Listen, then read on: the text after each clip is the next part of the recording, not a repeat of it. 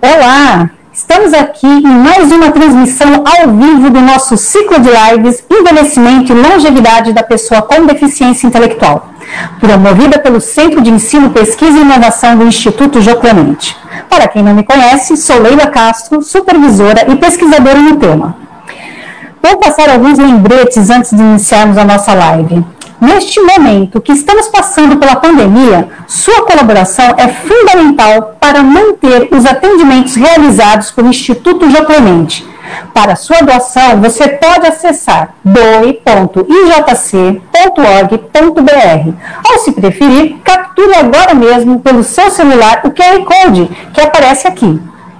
Também tenho novidades para você nessa noite. Nosso portal de cursos já está no ar. Você poderá acessá-lo em cursos.ijc.org.br. Nele, você já poderá encontrar nossa linha de cursos sobre a temática do envelhecimento. Falaremos sobre isso mais adiante. Gostaria também de dizer que para mais esta transmissão, estamos contando com o apoio técnico de Saulo Viana, e também que esta live está sendo gravada e será disponibilizada no site e também no YouTube do IJC. Contamos hoje com o casal de intérpretes de Libras, Kathleen Camargo e Sandro Camargo. É uma honra ter vocês aqui novamente conosco. Aproveito também para lembrá-los para que as suas perguntas, elogios e comentários sejam feitos pelo nosso chat. Lembre sempre de informar de onde você está conectando. Muito bom para nós aqui e para você também.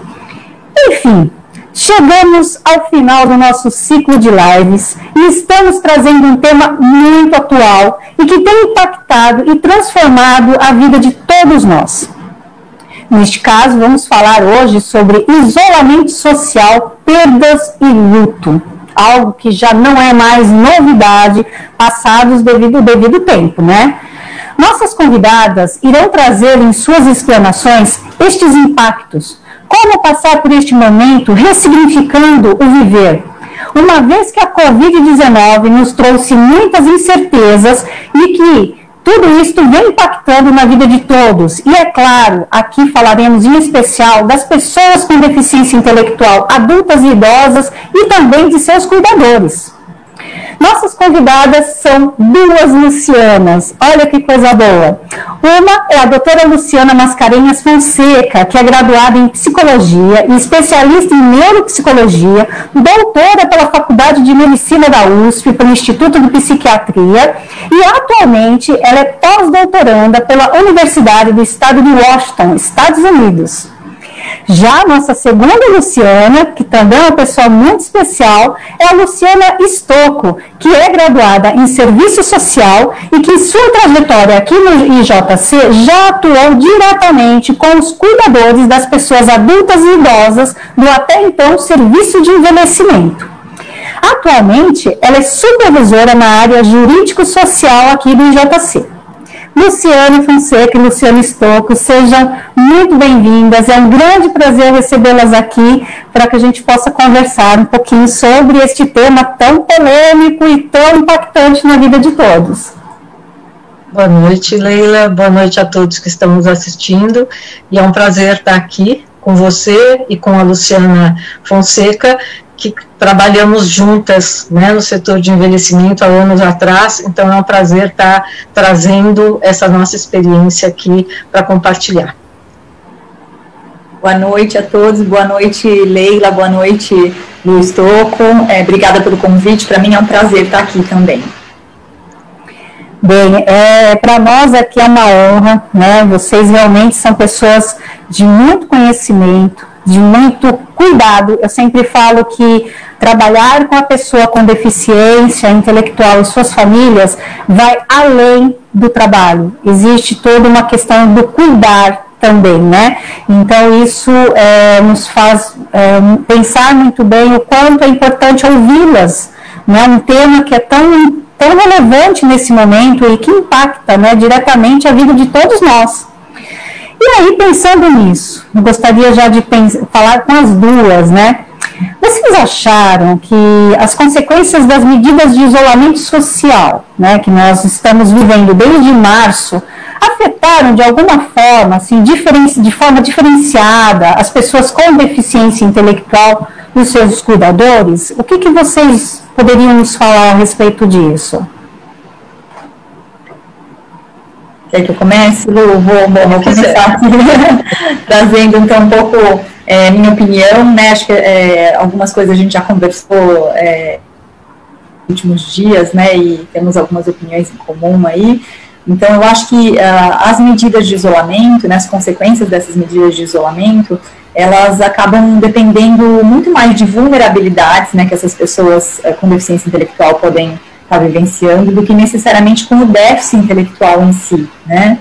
Então, assim, não necessariamente depende, né, e é causado por esse déficit, né, mas outras questões que são ambientais e sociais, né, que podem sim envolver a pessoa com deficiência intelectual, né, mas não necessariamente ser causado por ela. Então, acho que é importante distinguir, né, as razões, porque senão a gente corre o risco de colocar todas as causas nas costas do próprio conceito da deficiência, né, e isso acontece com muita frequência, né, a gente sabe que mesmo na hora dos diagnósticos psiquiátricos, por exemplo, acontece muito da gente acabar colocando tudo no mesmo bolo, como se fosse tudo dependente da deficiência intelectual, e não necessariamente, né, Lu, não sei se você quer acrescentar. Eu quero salientar que, assim, ainda o isolamento social, né, como veio na pandemia, também nos remete a pensar que muitas pessoas com deficiência intelectual, adultas e envelhecimento, viveram a sua vida toda em isolamento social, né? Isso nos remete a pensar o quanto de falta de inclusão muitas pessoas sofreram e sofrem ainda no nosso país, né? Penso também que a deficiência intelectual não pode ser acionada como um fator agravante do isolamento, mas lembrando que cada indivíduo com deficiência, ainda assim, permanece com suas próprias características. Então, seus recursos internos, seus recursos externos, o contexto familiar em que ele vive, as habilidades adaptativas que estão mais ou menos comprometidas, vão influenciar diretamente na aceitação, na resiliência ou não desse isolamento forçado. Pois é, né? Fonseca, né, Lu? Neste momento, a gente tem vivenciado essa pandemia e o que evidencia muito, né, são os aspectos que envolvem as perdas e o processo de luto. Nós podemos pensar que este estaria apenas ligado às questões de fim de vida, no caso desse processo de luto. Eu falo porque existe, assim, uma certa clareza para muitas pessoas que o luto só está relacionado ao fim de vida. É isso mesmo? Ou a gente pode considerar outros aspectos? Você poderia nos trazer um pouco mais sobre isso? Sim, Leila. Não, quando a gente fala sobre luto, a gente não fala necessariamente só da perda física, né, ou da morte, né, em si. Então, a gente vive no dia a dia muitas perdas, né? Então, diante da pandemia ou sem a pandemia, né? Então, cada mudança na nossa vida, uma mudança que seja mais forte, né, vai trazer algumas perdas e alguns ganhos, né? Então, no contexto da pandemia, as perdas podem sim ser maiores, né? Ser muitas. Então, desde perda de um familiar, que seria assim uma perda física de morte, né? Como também a perda da nossa rotina, a perda daquilo que a gente estava acostumado, do mundo, da forma como nós estávamos acostumados, né? Além da perda da nossa segurança, né? Então, um sentimento de conviver com uma ameaça constante e agora nomeada, né? A pandemia, ou a Covid, né? 19. Então, eu acho que o luto, quando a gente fala de luto, a gente não fala só do luto da morte, né, mas de todas essas perdas que estão relacionadas aí a mudanças, né? E, assim, Luciana Stocco, a família diante de tudo isso, como que ela lida, né? Quando ela tem uma pessoa com deficiência intelectual passando por este aspecto, né, que a Luciana Fonseca acabou de falar. Como que a gente pode falar um pouco desse familiar também, né? É importante, né, pensar como que foi a trajetória dessa família, né, o quanto essa pessoa com deficiência está incluída, de fato, nessa família, que papel ela representa dentro dessa família, né? Muitas famílias poupam seus filhos, vieram de uma era anterior, de uma época anterior, em que a pessoa com deficiência não era ouvida, as coisas não eram comunicadas a ela, como se ela não pudesse tomar decisões, não pudesse sofrer perdas, não pudesse sentir algumas frustrações, né? E a pandemia vem trazer essa necessidade premente da pessoa com deficiência ser informada, sim, de tudo que está acontecendo, de ser preparada para os cuidados que a pandemia exige no convívio familiar, né? Estar a par de decisões, se, por exemplo, um dos membros da família adoece, o que é para fazer? Nós vamos retirar essa família do nosso convívio, ela vai para uma outra casa, ou a pessoa com deficiência vai sair porque tem uma comorbidade que a coloca num risco maior. Tudo isso tem que fazer com que essa pessoa com deficiência esteja participando dessas decisões, né? Acho que a pandemia vem trazer esse questionamento de o quanto se tornou autônomo, independente, participante a pessoa com deficiência dentro dessa dinâmica e desse grupo familiar. Então, assim, mesmo considerando, né, as pessoas que hoje já se encontram nesta fase da vida e que, de alguma forma, né, de alguma forma, a maioria deles foi negado, né, falar de morte, de falar de tomada de decisão, nessa virada, né, a gente teve uma virada muito rápida, né, ela chegou em março e deu esse impacto enorme, né, na vida de todos nós, inclusive destas famílias, né, então, mesmo estas que não estavam, né, preparadas, entende-se que ainda dá e foi o tempo necessário para trabalhar tudo isso que você comenta, Lu. Eu acho que o isolamento e essa convivência intensa e mais forçada com a pessoa com deficiência tem esse outro lado da moeda de fazê-la mais participante da rotina familiar, vamos assim dizer, dela encontrar o seu lugar de colaboração nessa família. Né?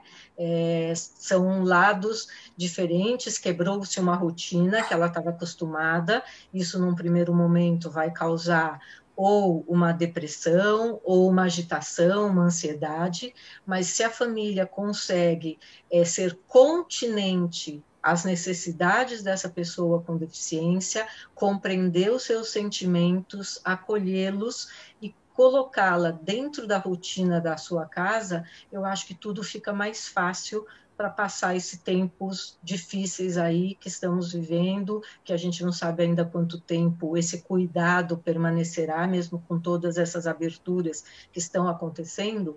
A gente sabe que para muitas famílias enfrentar um transporte público lotado ainda é temeroso, né? As pessoas com deficiência intelectual em envelhecimento, em sua maioria, já têm como comorbidades importantes, né, como diabetes, como hipertensão, então são fatores de risco importantes a ser considerados.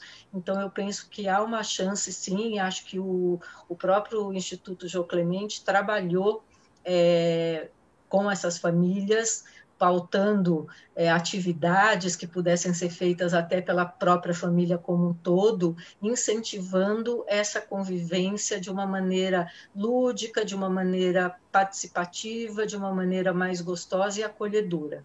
Acho que isso é um lado bom da moeda aí que está difícil da gente partilhar. Não, perfeito, Lu. E assim, eu queria aproveitar, Lu Fonseca, A gente falou de sentimentos, né? A Luciana Stocco traz isso muito forte, né? Essa questão de que aflorou muitos os sentimentos. Nós falamos, em uma das lives aqui, a gente trouxe esse assunto, né? A questão do estresse, dos cuidados, enfim, acho que, se eu não me engano, foi a terceira live que a gente falou dos cuidadores e este impacto.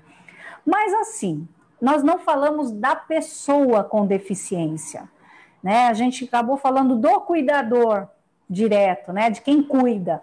Mas e a pessoa com deficiência intelectual? Quando nós falamos de sentimentos, as emoções, né? Como você vê isso para falar destas pessoas também? Em momento algum aqui neste ciclo nós tocamos nesse assunto e eu gostaria de ouvir um pouco, né? Você que teve esse contato com eles e sabe o quanto essas emoções elas são importantes, né?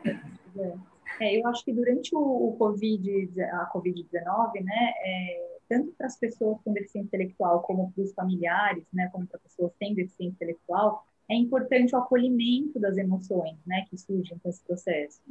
Então, tem algumas pessoas que ficam mais à flor da pele do que outras, né, e tem momentos também, acho que depende muito do ambiente que cada um está vivendo, né, de qual é o encontro com a pandemia também, né, tem familiares que estão vivendo isso, que foram internados, não tem pessoas conhecidas que foram, o quanto se fala a respeito da pandemia nessa casa, né, e o quanto se fala como um telejornal, ou o quanto se fala de um para o outro, né, conversando a respeito daquilo que está suscitando em nós, né, quais são as emoções que estão vindo. Então, acho que, assim, para a pessoa com deficiência intelectual é muito importante poder conversar a respeito disso, né, então, poder ser ouvido, para entender melhor, eu costumo dizer que o que a gente tem que fazer quando a gente está diante de uma incerteza do quanto aquela pessoa consegue compreender ou não, falar tudo como pode compreender, né? Então, assim, é melhor falar mais do que falar menos, né? Então, acho que conversar é muito importante, né? E, assim, daí, no caso de internação, por exemplo, de pessoas com deficiência intelectual, de que jeito a comunicação com os familiares pode ser facilitada, né? Então, assim, a gente sabe que, por exemplo, no HC, eles estão trabalhando com robôs, né, que são programados para fazer essa ponte de comunicação dos familiares com aquelas pessoas que estão internadas, né? Será que esses robôs, eles podem ser programados para atender dificuldades que estão relacionadas à deficiência intelectual? Ou será que uma pessoa poderia auxiliar na comunicação, né, entre a pessoa internada e aquele que está em casa? Será que a pessoa com deficiência intelectual pode, por exemplo, ser estimulada a desenhar uma carta para ser entregue para o seu familiar, né? Então, não há só uma forma, né, da gente se expressar e da gente se comunicar. Então, eu acho que diante de uma pandemia, que é uma coisa completamente inesperada, mais ainda que a gente precisa de criatividade, né? Então, eu acho que há inúmeras formas da gente contornar aquelas diferenças e as nossas dificuldades, né? Então, tendo essa criatividade, é possível, por exemplo, trabalhar questões específicas da deficiência junto com a questão do luto e da perda, né? E eu vou só acrescentar, eu acho que também a gente tem um lado da sensibilidade, né, Lu? Acho que tem esse outro lado também que é importante, né? A sensibilidade na escuta de todos, né? Eu acho que isso também é bem importante, né? A Luciana Stocco falou uma questão muito, muito, muito interessante, né? Que aqui no Instituto Jô Clemente, uma das ações tomadas, né, pela instituição foi realmente olhar através do teleatendimento, né? Então, a gente entende que a internet, de modo geral, ela tem demonstrado ser um forte aliado em ações que facilitam e aproximam tanto serviços quanto a profissionais, né?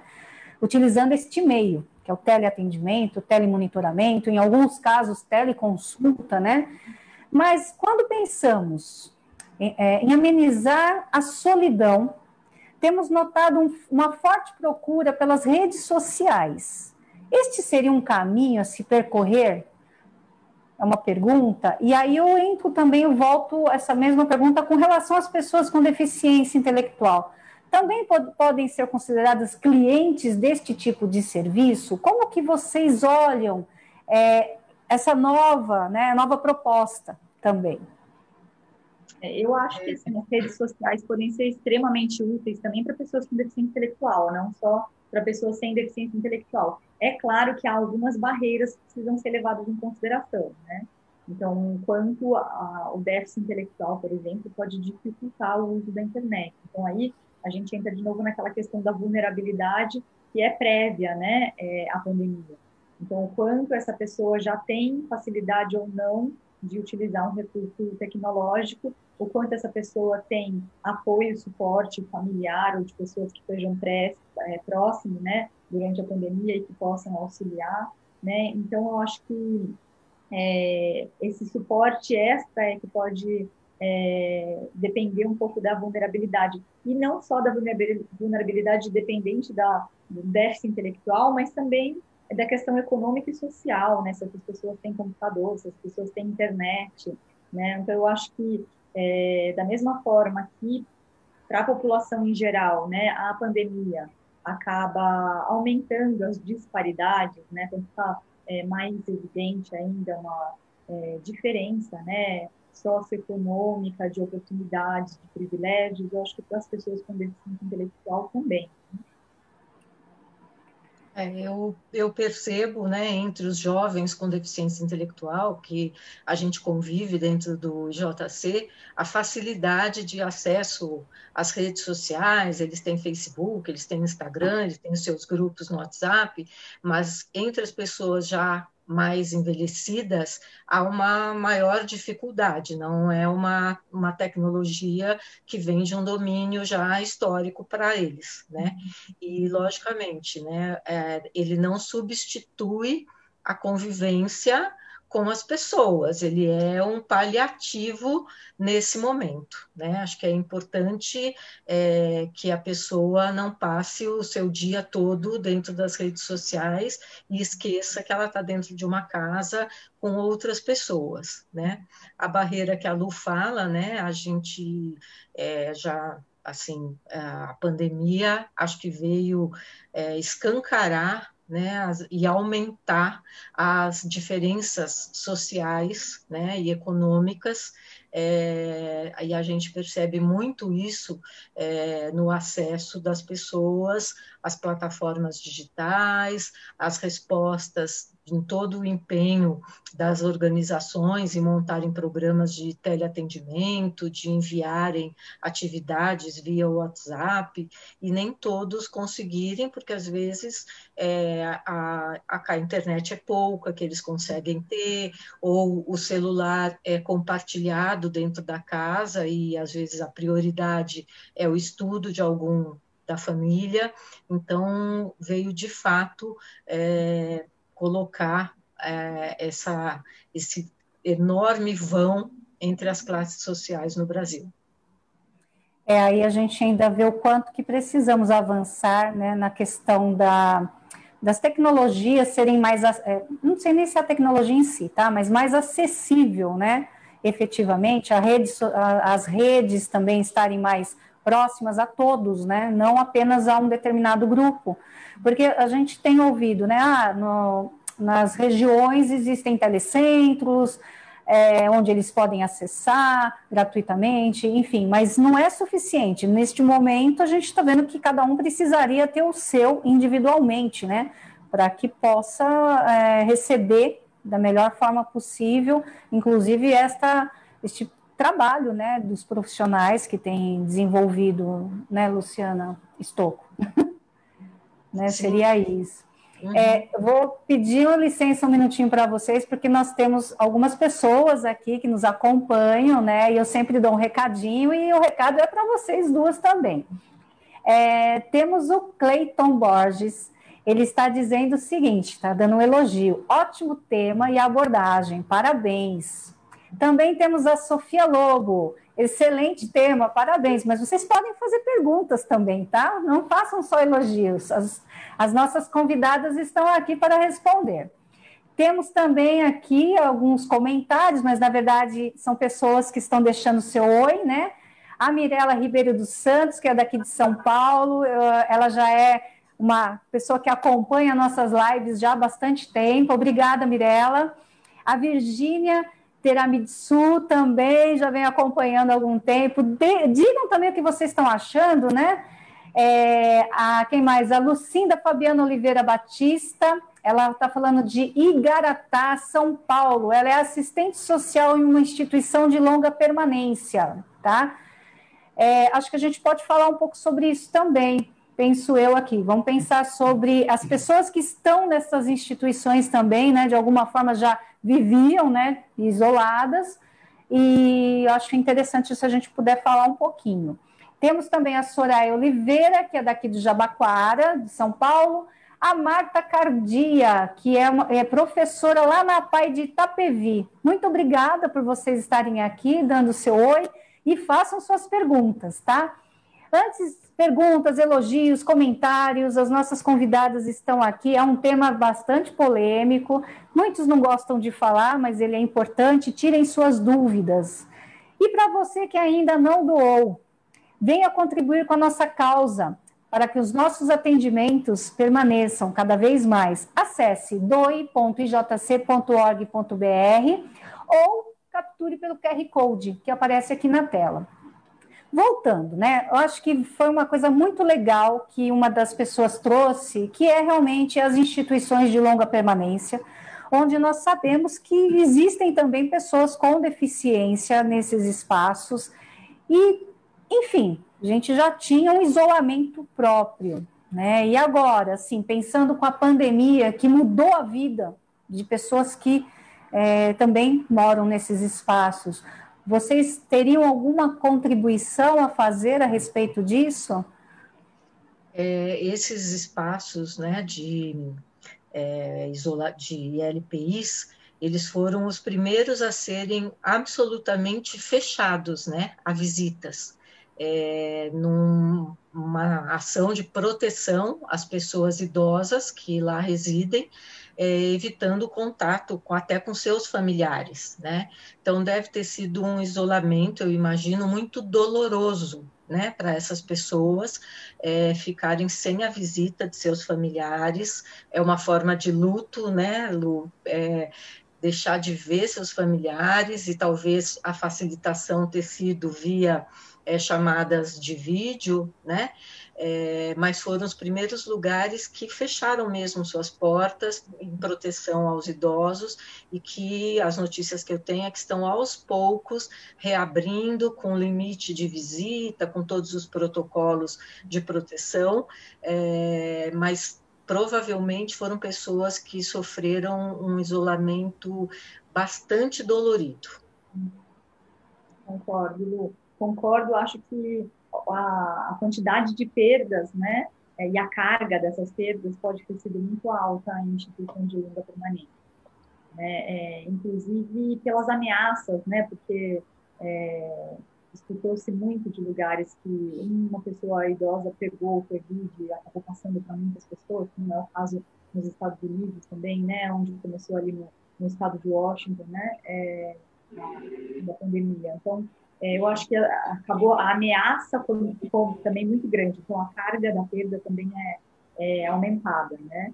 Então, e para os profissionais também, né? Porque eles passaram a ter um cuidado que estava entre os cuidados com a casa deles, os familiares deles, e os cuidados com aquelas pessoas com que eles exerciam o cuidado profissional, né? Então, eu acho que algumas instituições, como, por exemplo, até instituições voltadas a pessoas com deficiência intelectual, como o caso do Instituto João Clemente, né, poderiam pensar, se é que já não está acontecendo, né, em parcerias, né, para necessidades específicas de pessoas com deficiência intelectual que estão dentro dessas instituições, né. Então, em geral, eu acho que as necessidades, elas são também muito pessoais, né, então é o bom cuidado relacionado ao fim de vida, relacionado a situações de estresse, a morte, né, sempre relacionado, quanto maior a humanização, melhor, né, e nesse caso a humanização acaba tornando-se um desafio, né, mas é possível, né, e acho que depende muito dessas instituições conseguirem conversar e se programar e se planejar para de que forma dar esse cuidado. Eu acho que no início da pandemia a dificuldade deve ter sido maior, né? E agora essas instituições estão aí se adaptando também a um cuidado novo, né? Que nem todos nós estamos. Até você está comentando uma coisa interessante, que é a respeito dos casos de demência, né?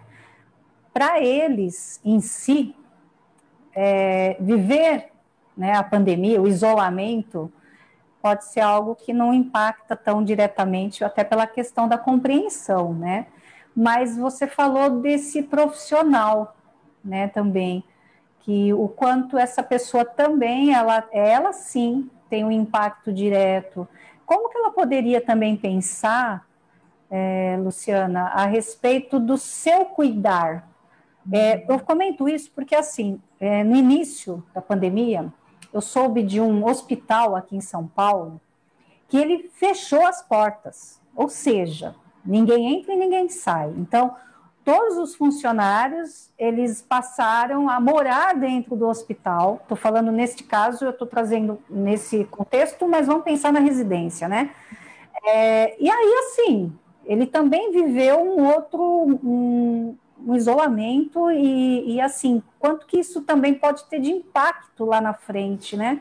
Em questões emocionais, né? Entre outros. Como que, pensando diante de tudo isso, amenizar essa questão, né? Ou não? Como que você vê isso, Eu Luciana? acho que assim, precisa de um trabalho muito grande, sim, com o profissional que cuida de pessoas, seja com demência, seja com deficiências físicas, deficiências intelectuais, né, que precisam, pessoas que precisam de suporte em geral. Eu acho que o cuidador, ele muitas vezes é deixado de lado, tem pouco cuidado, e sim, está assim vulnerável, né, a uma carga de estresse muito grande, porque de repente, já é difícil cuidado em situações normais, né? Em situações de uma pandemia, acontece completamente aquilo que é inesperado, né? Então, acho que ninguém se preparou para isso, né? Então, esse cuidado fica ainda mais vulnerável, ainda mais delicada, né, essa relação. Então, eu acho que precisa de um suporte, sim, e esses profissionais, eu acho que podem buscar também ajuda, e se eles não têm ajuda já da própria empresa, que eu acredito que muitas empresas estejam se desdobrando para isso, ou deveriam estar, né? Eles podem procurar também os diversos canais que estão abertos para atendimento de luto e perda para a população geral, né? Isso mesmo para a pessoa com deficiência intelectual também, né? Acho que muitas dessas instituições voltadas ao atendimento, muitas vezes gratuito para pessoas que estão limitadas, seja por questões psicológicas, emocionais, como também para questões práticas do luto e do acompanhamento relacionado à morte, né? Essas instituições, elas estão abertas. Eu acho que precisa ir atrás, né, dessas instituições que estão disponibilizando esse atendimento, né? Então, acho que não precisa necessariamente ser sempre uma instituição voltada à deficiência intelectual. Eu acho que profissionais da área da psicologia, eles estão preparados também para esse atendimento, né? E, lógico, maior a especialização, melhor, né? Mas eles também devem estar preparados e também pela própria ética profissional, aquilo que eles tiverem dúvida, eles vão buscar com instituições especializadas, né? Então, eu acho que é preciso fazer uso desses serviços que estão sendo oferecidos. Você teria dica de algum lugar onde as pessoas poderiam buscar esse tipo de atendimento gratuito? Um dos lugares que eu sei que está oferecendo atendimento é o Instituto Maria Helena Pereira Franco, né? Eu acho que é esse o título oficial deles. Então, acho que é um instituto que está. Eu acho que o Instituto Quatro Estações também está oferecendo. E assim, agora assim, de cabeça, eu não saberia informar mais, Mas acredita que, assim, se as pessoas jogarem lá no Google, é capaz de encontrarem essas informações. capaz sim. E eu acho que, se você quiser, eu posso passar para vocês, Leila. Não sei se as pessoas que estão assistindo podem, tem como entrar em contato com vocês por algum e-mail, alguma coisa para tirar dúvidas, e se for o caso, a gente pode trocar aí essa informação. Ah, perfeito. É porque a gente realmente não chegou a conversar sobre isso, né? Então, eu sei que agora de imediato fica um pouco complicado, mas são coisas bastante importantes, né? Porque realmente, no início, eu lembro que alguns grupos, principalmente grupos que estavam em WhatsApp e que tinham grupos de profissionais, né, da psicologia, eles estavam oferecendo esse atendimento, mas eu acho que era uma coisa muito pontual, muito específica, né? E aí, quando você menciona, a gente entende que ainda pode estar tendo, né, justamente para pessoas que estão aí, né, famílias, buscando esse acolhimento, esse local de escuta. E assim, falando até um pouco disso, Luciana Stocco, né, entende-se que assim, que dicas, né, você poderia dar quanto às instituições e organizações, né, que estão atendendo as pessoas com deficiência intelectual, poderiam adotar para minimizar questões provocadas pelo isolamento. Eu entendo que aqui no IJC esse trabalho vem ocorrendo, né? Eu acho que você podia trazer um pouco disso tudo, né? Não como uma escuta tão ativa, né? Tão terapêutica, posso dizer isso? Se eu estiver errada, por favor, me corrijam. Mas o quanto que pode minimizar algumas questões. Você podia falar um pouquinho, Luciana? Eu vejo pelo exemplo do próprio IJC, né, disponibilizando as suas equipes, embora nem todos os serviços estejam abertos ao atendimento presencial ainda, alguns serviços do IJC já estão em atendimento presencial. Então, primeiro, eu acho que é a liberação da escuta mesmo, né, das equipes estarem disponíveis para escutar tanto a pessoa com deficiência, que se sente sem saber o caminho, se sente sozinha, se sente angustiada, quanto a família que não sabe, muitas vezes, como lidar com aqueles sentimentos que a pessoa com deficiência expressa, seja no início, eu lembro da pandemia, que nós fizemos uma pesquisa muito rápida, mas muito intensa, com as famílias que frequentam o Instituto, e vieram muitas falas, né, da hiperatividade, do nervosismo das pessoas, de perderem as suas rotinas, de não poderem estar com seus amigos, e a gente foi dando conta, na medida do possível, escutando, e foi surgindo até alguns manuaizinhos de como lidar com isso, né? De volta à rotina, de trazer essa pessoa para dentro da família, do acolhimento dentro da família, programas de atividades que foram feitas à distância. Então, acho que a primeira coisa é escutar o que essas famílias, o que essas pessoas estão precisando nesse momento, né? E por a criatividade. Nós, acho que nunca fomos tão criativos quanto nessa pandemia em pensar estratégias, primeiro de informação acessível às pessoas com deficiência intelectual, nos cuidados que elas deveriam ter consigo mesmas, porque as propagandas oficiais, nem sempre a linguagem era de uma maneira acessível e compreensível para eles. Então, nós começamos desde aí até atividades mais complexas, apoio às crianças que estão em escola, então a criatividade tem que estar presente, mas a escuta do que é que essas pessoas precisam, e não a gente já supor o que é que está sendo necessário, né? Acho que a principal é dar voz tanto à pessoa com deficiência quanto a essas famílias dizerem do que elas necessitam nesse momento. Sabe que a Lucinda, ela está trazendo aqui um trabalho que está sendo feito pelo Instituto do Banco Itaú, porque ela traz o seguinte, ela falou assim, ó, tivemos profissionais em depressão, porque não viam seus familiares há 6 meses. Agora, né, eles estão trazendo um trabalho com todos os profissionais, esse Instituto do Banco Itaú, que está patrocinando o atendimento com psicólogos. Isso é raro, né? Se a gente parar para pensar, mas você vê o quanto é importante também ter um grupo que está investindo na saúde mental das pessoas que estão neste atendimento, nesse isolamento, né, há tanto tempo, né, como a gente estava falando. Então, é depressão, ansiedade, violência, né, a gente nem falou sobre isso, que é uma questão também que aflorou muito. Sim. E vem aflorando, né, e até, muitas vezes, o uso de psicotrópicos, né, para poder amenizar toda essa questão, né. Assim, e em questão de pesquisas científicas, né, que estão sendo conduzidas, a gente escuta muita coisa, e muita coisa a gente também tem ouvido que é fake news, né? O que tem sido visto de publicações que vão contextualizar esses impactos, né, considerando esse bem-estar, né, para todos, inclusive para a própria pessoa com deficiência intelectual e seu cuidador. A gente tem visto isso, enfim, o que vocês têm encontrado, né? O que eu tenho mais encontrado são pesquisas e trabalhos, mas na linha da educação, né?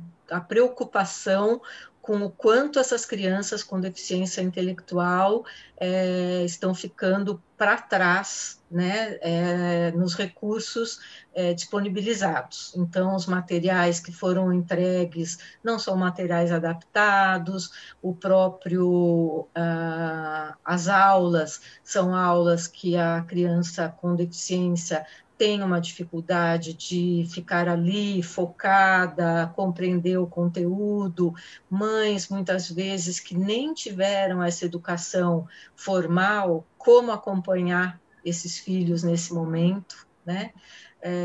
Eu tenho visto mais nessa linha essa preocupação do retorno dessas crianças à escola com déficits maiores do que as crianças sem deficiência. Né? Tenho visto mais nessa linha as pesquisas, né? Quanto aos cuidadores e pessoas com envelhecimento, como sempre, eles são mais invisíveis ainda, né? Eu não tenho lido muita coisa, nem tenho chegado muita coisa sobre essa faixa etária das pessoas com deficiência. Você abordou um pouquinho, eu queria abordar um pouquinho da violência, né? O convívio em família, muitas vezes torna se não era um ambiente violento, ele pode passar a ser um ambiente violento por essa questão do confinamento, dos espaços pequenos, né, nas famílias em maior vulnerabilidade, nessa questão da criança ter que estar ali ligada e aprender, e a falta de paciência de uma mãe que tem que desempenhar 200 papéis ao mesmo tempo, né?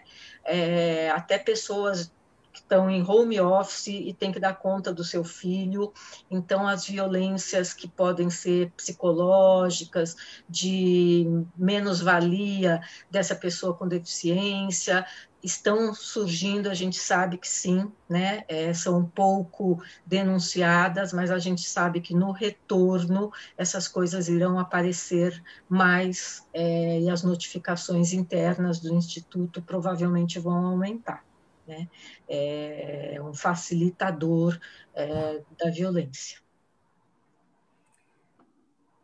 Luciana Fonseca, temos pesquisas aí, alguma coisa que mundialmente também a gente tem falado? Acho que ainda temos poucas evidências científicas, Leila, acho que para muitas áreas, né, mas para a área da deficiência intelectual ainda mais, né, as poucas pesquisas que eu encontrei falando sobre a questão do isolamento, das consequências do isolamento social e da pandemia para pessoas com deficiência intelectual, em geral, as principais preocupações dos familiares estão com desafios de estar em casa, né, fechamento de serviços que às vezes são necessários e importantes, né, e ansiedade em relação ao futuro, né. Porém, assim, os estudos, a maioria, conforme a Lu comentou, a maioria com crianças mesmo, né. Porém, há muita coisa que foi escrita, que não é necessariamente específica para pessoa com deficiência intelectual, que ainda assim se aplica para pessoas com deficiência intelectual, né. Tem diversos estudos que falam sobre o impacto psicológico da pandemia em relação à disparidade ética e racial, né, e aí a gente entra também as questões relacionadas à deficiência intelectual, diferenças, né, Então, tende a mudar muito rápido, né, o conhecimento nessa área, então a gente tem que ir observando o dia a dia, né? Acho que uma das características trazidas aí pela pandemia é essa questão de haver agora uma maior ênfase para a necessidade de evidência científica, né? E também da necessidade dessa evidência rápida, né? Então, alguns trabalhos com investigações voltadas para pessoas com deficiência intelectual, eles estão acontecendo, eu tenho notícias de algumas investigações, tanto no Brasil como fora do Brasil, né? Então, em breve, eu acho que nós vamos ter mais resultados aí baseados em evidência científica, né? E claro que, assim, acho que tem algumas características aí da pandemia, impactos de curto e longo prazo, que a gente só vai saber mais adiante, né? Então, assim, é importante ter mais pesquisas que mostrem, que falem sobre isso, e além da questão da possibilidade de adaptar algumas plataformas online, remotas, para a necessidade de pessoas com deficiência intelectual. Então, acho que é todo um conhecimento aí em crescimento e um conhecimento que a gente espera ter mais respostas agora, assim, né, em pouco tempo, curto prazo. Tudo bem, você comentou que não tem muitos estudos, né? Mas será que... eu queria falar um pouco sobre a questão até das demências, né? Principalmente essa que é prevalente na pessoa com síndrome de Down, né? Que é a de Alzheimer. Vou também jogar, tá? Considerando esse isolamento e todos esses aspectos, né? Voltados ao comportamento emocional, enfim, tudo isso, você acha que poderíamos ter mais pessoas aflorando, né, a demência? Como não tem nada a ver, eu acho que assim, viajei agora, né, porque Não, acho que é uma pergunta pertinente, talvez não tenha pensado antes, né? Mas acho que é uma pergunta pertinente, mas aí, assim, é uma reflexão conjunta que a gente vai fazer, né? Eu acho que sim, que na verdade o que acontece, a gente sabe, por diversos estudos, que aquelas pessoas que elas já estão no limiar de iniciar um processo de declínio cognitivo ou de demência, eventos estressantes podem sim corroborar, né? E podem acelerar esse processo. Então, eu acho que é possível que a gente veja aí, a depender do tamanho do estresse causado, né, que daí a gente está dizendo que não depende só da deficiência intelectual, mas de todo um complexo em volta, né, questão ambiental, questão enfim, socioeconômica e de recursos internos também. Pode ser que a gente veja aflorar aí pessoas que tiveram um estresse, né, um alto nível de estresse, e que apresentem aí sinais de declínio. Eu não acredito que essas pessoas, elas tenham a demência por conta só do estresse, né? São pessoas que já tendiam a desenvolver, né, um processo demencial e que daí algum evento estressante faz com que acelere esse processo, né? Então, como a gente sabe que pessoas com síndrome de Down, por exemplo, né, tem um maior risco, né, de desenvolvimento de doença de Alzheimer, eu acho que a gente tem que ter aí um cuidado maior com essas pessoas que estão numa idade já de maior vulnerabilidade para demência. Ficar mais atento a alguns sinais, né? Então, é isso que possam surgir, né? E isso seria algo bastante importante para que o cuidador também fique atento, né? Com a sua percepção com aquela pessoa com quem ele cuida, e também o quanto o fator, né, como você falou, o estressante do ambiente pode ser um gatilho, né, para tudo isso. Algo que logo mais provavelmente aparecerá uma pesquisa a respeito disso. Eu tenho um comentário aqui da Rosimeire Rodrigues. Ela fala o seguinte, que o isolamento social significa efeito curral, além de propagar a pandemia, aumenta a violência doméstica, né? Então, é bastante do que a Lu Stocco acabou de comentar. E tenho perguntas para vocês. Está achando aqui nosso público? Não deixa de fazer perguntas, viu? A Lucinda Batista, ela está perguntando, tá? Se por acaso vocês teriam uma sugestão de atendimento aos usuários institucionalizados. E aí, quem quer começar? É difícil, né? Ele estando institucionalizado, a gente imagina que a instituição tenha uma equipe de suporte, que tivesse que dar conta, né? Senão, seria na rede de saúde, né? Não tem como a gente fugir muito disso. Lu Fonseca, quer complementar? O que a gente possa pensar na questão assim de o quanto, e aí, lógico que depende de uma questão institucional e também eu que não estou dentro agora do IJC, também não sei exatamente né, que rumo está tomando a questão do atendimento, né, de que forma, mas assim, talvez possa se pensar em parcerias, né, para aquelas instituições que estão com dificuldade específicas relacionadas à deficiência intelectual, o quanto o Instituto Jô Clemente poderia, ou outros institutos voltados à deficiência intelectual, poderiam pensar aí, né, em uma parceria, ou mesmo uma parceria que seja relacionada junto com o governo, né, e que possa aí auxiliar essas pessoas, né, porque como são demandas novas, acho que faz parte desse processo criativo aí da gente responder essas demandas, criando talvez novos dispositivos, né, de serviços.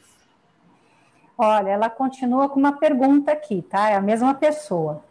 Ela tem um amigo médico que disse que no seu consultório os atendimentos de transtorno mental e depressão, tá? Ela fala assim, aumentaram em 80%. E com ela, claro, a violência.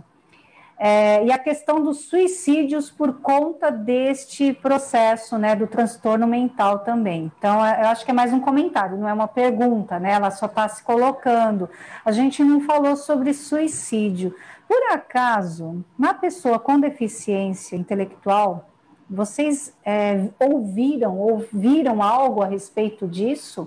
Ou até mesmo seu próprio familiar? Porque, assim, é algo que acontece em outras pessoas, né? E na pessoa com deficiência? Vocês chegaram a ouvir alguma coisa sobre suicídio? Eu não ouvi. Também não tenho dados para falar a respeito, viu, Leila? Também não escutei nada voltado para essa área aí. Eu sei que assim é bem suposição, né? Mas eu vou fazer uma colocação e vocês podem me complementar e até me corrigir, né? Eu noto que na pessoa com deficiência intelectual e o seu cuidador existe um processo de resiliência muito grande, né?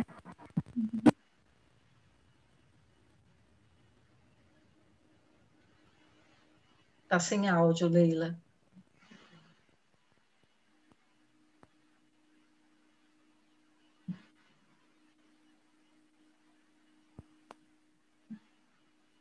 Eu estou te escutando ainda, Denise. Fiquei sem áudio, foi mal, desculpa, acontece.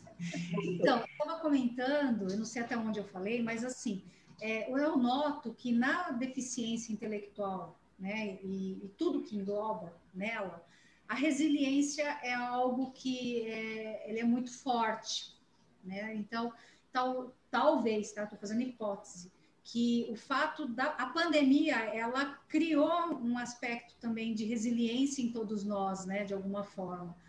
E aí esse ponto, né, de você chegar a um suicídio é algo que não sei, tá? Eu tô falando, mas talvez realmente a gente possa encontrar, né, alguma questão a respeito disso, né? Não sei, o que vocês acham? Será que teria uma influência essa questão da resiliência? Eu acho que é um pouco difícil a gente falar sem dados, assim, até epidemiológicos, de se há ou não um aumento do suicídio nesse momento, né? Para essa população específica, né, com deficiência intelectual. Eu acho que, para além da questão específica do suicídio, o que a gente pode falar, né, e refletir é que pessoas que estão sofrendo mais e tendo maior dificuldade, né, no enfrentamento a questões trazidas aí por esse isolamento, pelas perdas relacionadas à pandemia, elas precisam ser escutadas e elas precisam do apoio necessário, né? E não é porque os serviços estão funcionando de forma diferenciada que essas pessoas vão ficar sem assistência. né? Então, acho que isso é importante, que os familiares não se acostumem, por exemplo, com o fato de, então não tenho o que fazer porque está tudo fechado, ou, né, os serviços mais é, específicos não estão funcionando normalmente, mas, assim, também de serviços online, né? Ou então buscar ajuda, mesmo que seja através desses serviços não diretos para a pessoa com deficiência intelectual. Né? Eu acho que a pessoa com deficiência intelectual não pode ficar sem assistência devido à pandemia, né? Acho que isso é importante. Então, e a questão, né, que a gente tem visto, né, que tem jovens que ficam isolados mesmo, né? Já era muito natural isso. A gente acho que está com um problema no intérprete, ele não deve estar tendo retorno, eu acho. Tá ok? Faz um ok aí se o nosso. Não está tendo retorno no intérprete. Mas eu vou continuar, e aí a gente está vendo aqui o que pode ter. Tá baixo o som. Será que é o meu aqui? Não. Mas, enfim, vou continuar falando o seguinte, eu vejo que, assim, os jovens, de modo geral, eles já ficavam, né, presos dentro do seu mundo ali, isolados, né, assim, através dos games, e a dificuldade muito grande dos pais interagirem por conta desta questão, né, e aí isso, como você falou, Luciana Fonseca, a gente não pode também descuidar, né? Tem que ficar atento a isso, né? Sair desse mundo virtual, né? Eu acho que a gente falou isso um pouquinho, né? Quando falamos de redes sociais e tudo, não pode ser o único companheiro, né? Da pessoa, né? E isso para levar a uma depressão e uma depressão se complicar é um caminho aí que tem que exige a atenção de quem está convivendo. Né? Acho que sempre incluir a pessoa com deficiência e não explicar, ele tem deficiência, então ele não quer participar das coisas. Não, não é isso. Né? A deficiência não pode ser desculpa para comportamentos que fogem do esperado ali para aquela pessoa. Né? Uma coisa que eu acho que é interessante, Leila, de colocar também, que assim, a pandemia ela traz muitas mudanças, né? Mas não são só perdas, né? Eu acho que é mais difícil da gente ver as questões que a gente está ganhando, né? Com as mudanças, mas tem ganhos também. Então, eu acho que para algumas, eu conversei com algumas famílias que têm pessoas com deficiência intelectual, e para algumas, às vezes até por questões do grau do déficit intelectual, ou então de questões relacionadas ao declínio cognitivo, né? Está sendo muito difícil, mas para outras famílias, famílias que perceberam aspectos positivos aí no decorrer desses 7 meses de pandemia, né? Então, famílias que às vezes tiveram dificuldade de adaptação no início e que agora estão vivendo uma rotina, que estão vendo que mesmo que as coisas voltem ao normal, tem algumas coisas da rotina que não querem mais deixar de ter, né? Então, eu acho que chave para a questão da resiliência e do enfrentamento é a gente conseguir olhar não só para a perda, mas para o ganho, né? Porque até mesmo na própria morte, né? Que é difícil da gente ver, mas há sempre alguma coisa deixada como ganho, né?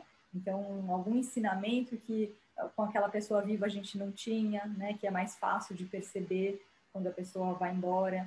Então, eu acho que é chave para essa resiliência, para esse processo aí de enfrentamento, a gente poder olhar para os aspectos positivos e negativos.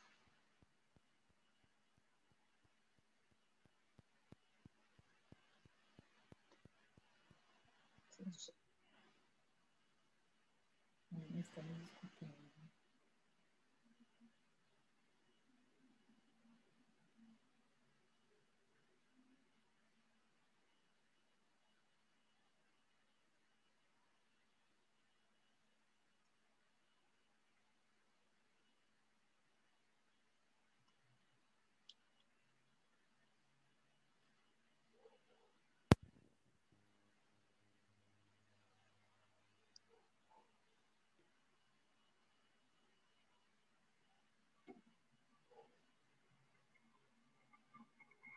Tem uma mensagem aqui, Lu, acho que não estamos ouvindo para fazermos nossas considerações finais.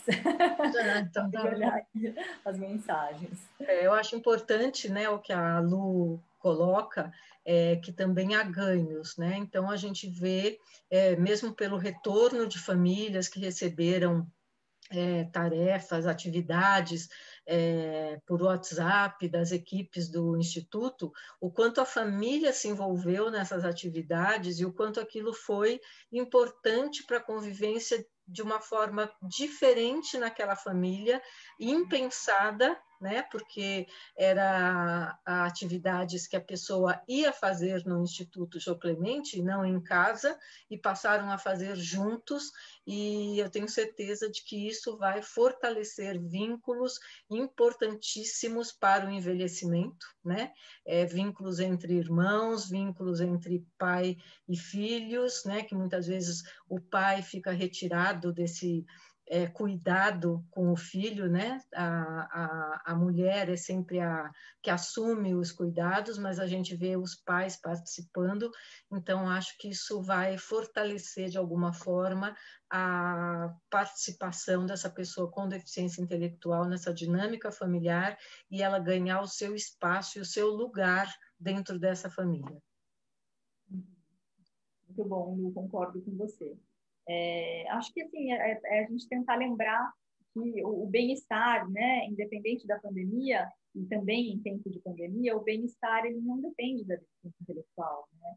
A pessoa com deficiência intelectual ela é capaz de obter esse bem-estar também tanto quanto nós, né? E não todos nós somos felizes o tempo todo, né? As pessoas com deficiência intelectual também.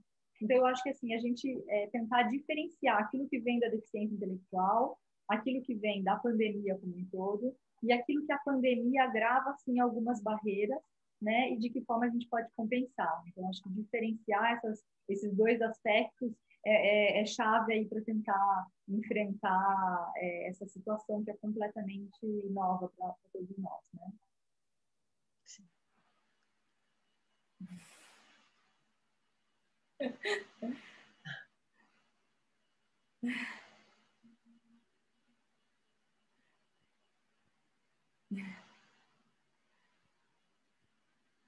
A gente pode só imaginar o que você está falando. Só pode imaginar. Bem, acho que agora sim, né? Agora entrou. Bem, é lógico, né? Não tinha como não ter um pequeno problema técnico, mas isso aí é irrelevante, né? Por tudo que vocês duas trouxeram, né, nesta live, pelas explicações valiosas, né? Que trouxeram, né? Esclareceram para o nosso público.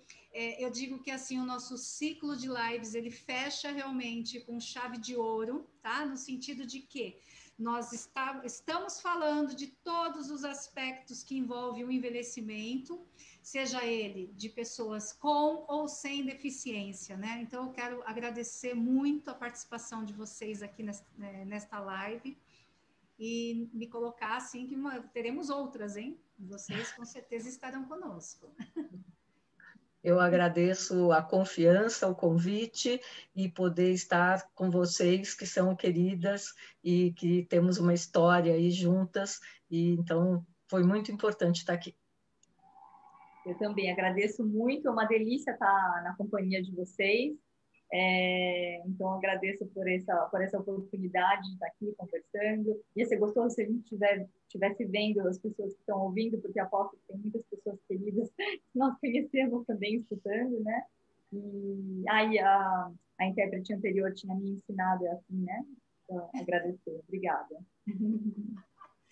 Bem, eu preciso encerrar, mas antes de encerrar, a gente fecha um ciclo e lança o nosso portal de cursos do IJC. Então, nosso portal agora é cursos.ijc.org.br. Ele deve estar aparecendo aí já na sua tela, né? E dentro desse portal nós já temos lá 5 cursos da linha de cuidados, no caso do envelhecimento.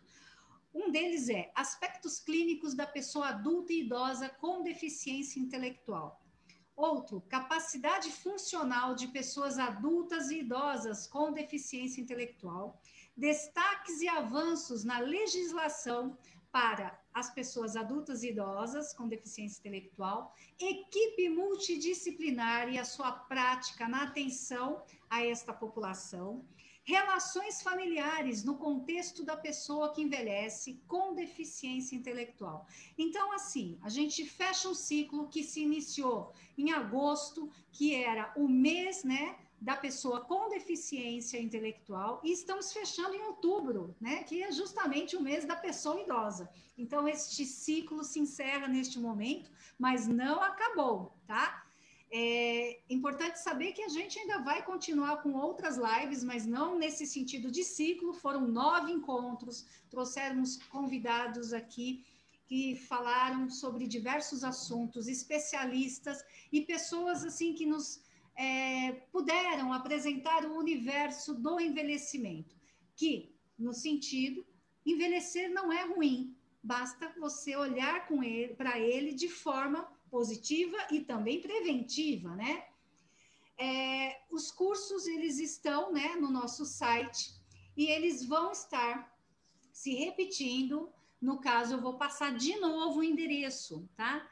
Então, o endereço para quem queira olhar os cursos, eles são cursos.ijc.org.br, tá? Então, vocês já podem acessar, são cursos autoinstrucional e de curta duração, tá? Vale a pena. Quero agradecer, temos algumas pessoas aqui, novamente, eu aproveito e falo com as nossas convidadas, que temos aqui mais alguns elogios, tá? Voltados principalmente a vocês. Falando da Lucinda, de novo, dando parabéns, e foi um tema maravilhoso e perfeito. O Valdemir Silva também, parabéns a todas, e foi muito bom esse ciclo de live, ele amou, até pôs coraçãozinho, olha que legal. Márcia Gamboa também, uma querida, disse parabéns para nós todos aqui. A Regina, Maria Regina Leondarides, que já esteve conosco aqui também na live, está mandando um abraço para todas. E a Marta Cardia também dando os parabéns. Quero agradecer a parceria e o apoio do professor Juliano Ferreira, que gentilmente nos concedeu os intérpretes de Libras durante esses 2 meses de lives.